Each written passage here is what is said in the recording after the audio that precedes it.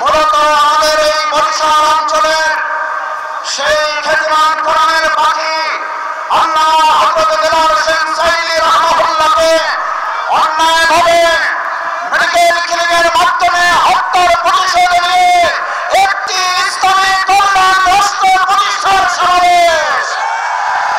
আজকের সমাবেশ সৈয়দ মুফতি ফয়জুল করিমকে রক্তাক্ত করা হয়েছে বরিশালে, এর প্রতিশোধ নেওয়ার সমাবেশ।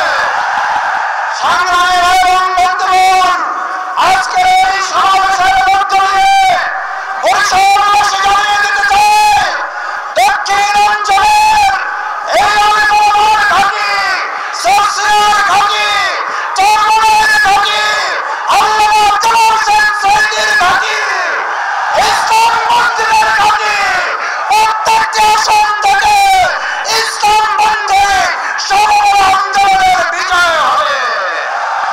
সংগ্রামী ভাই এবং বন্ধুগণ, এবারের ভোট হবে চাঁদাবাজ দুর্নীতির বিরুদ্ধে, এবারের ভোট হবে আওয়ামীদের ফাঁসির প্রতিবাদে, এবারের ভোট হবে আওয়ামীদেরকে হত্যার প্রতিবাদে।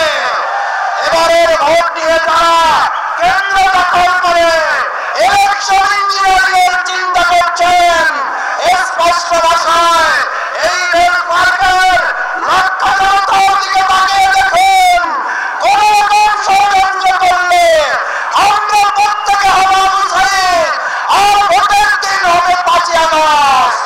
সুতরাং আমাদেরকে মোকাবেলা করতে হবে আবু সাঈদ কিংবা আরেকটা 5ই আগস্ট করার উদ্যোগ নিতে রাজি আছেন তারা।